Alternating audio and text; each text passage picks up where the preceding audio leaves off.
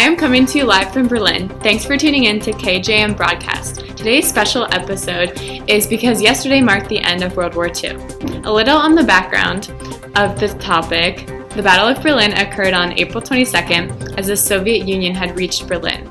War veterans, men and boys, fought through the Red Army throughout the streets of Berlin. On April 30th, the Red Army began to attack government buildings and Hitler committed suicide. On May 2nd, Berlin surrounded the Soviet Union, and on the 8th, German representatives signed an unconditional surrender of Berlin. The Battle of Berlin included both Allies and Axis powers.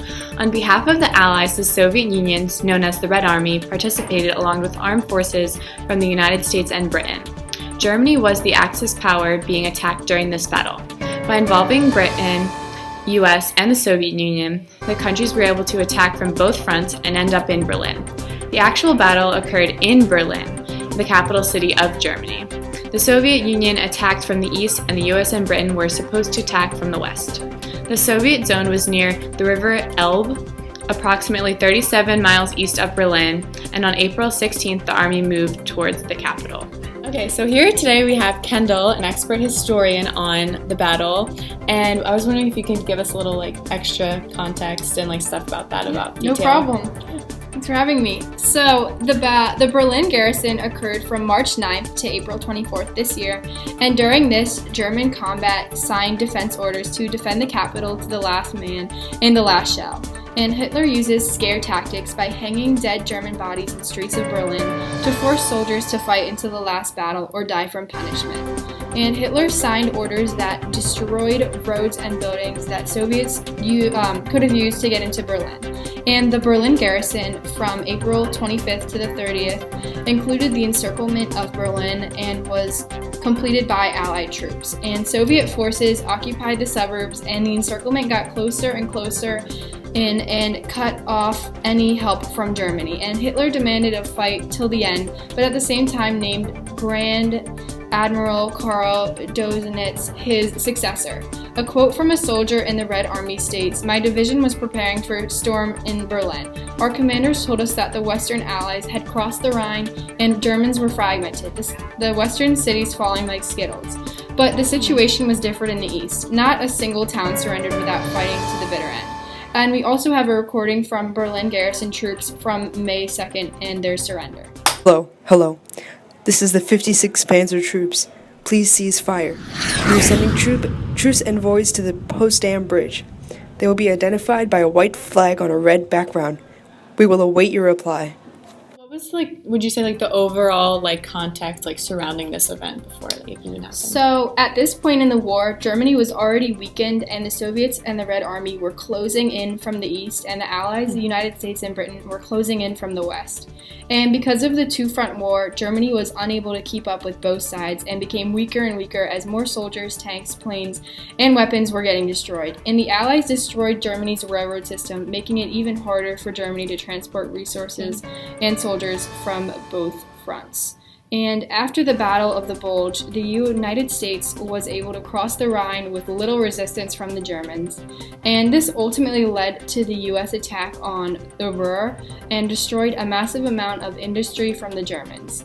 And in the last efforts from the Battle of Berlin, many Germans were surrendering and many Nazis were trying to kill as many Jews as possible.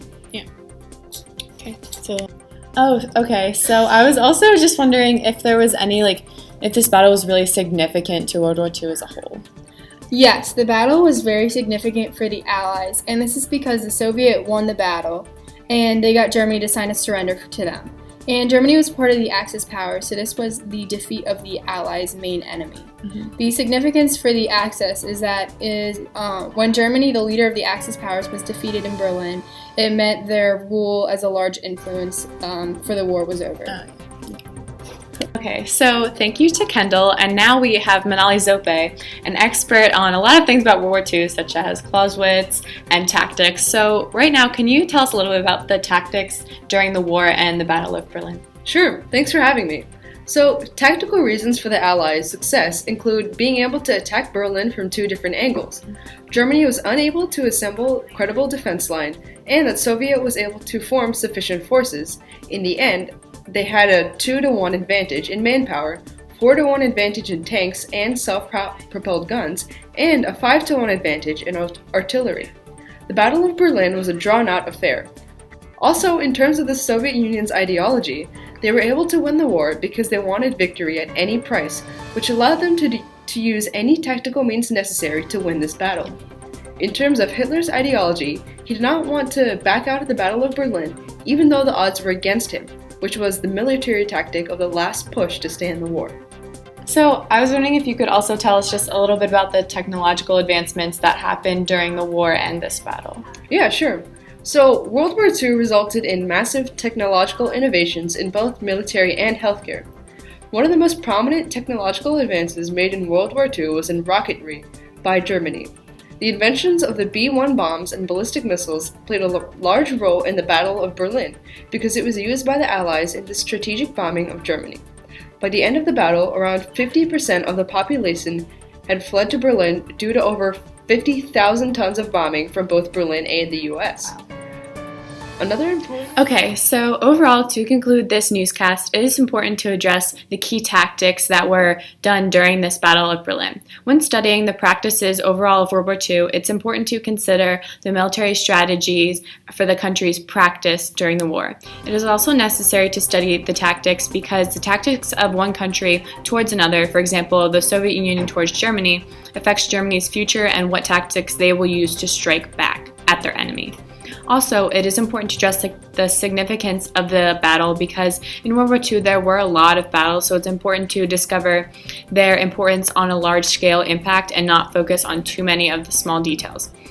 And overall, it helps us to analyze which pieces of information are most important when looking at World War II as a whole and studying it.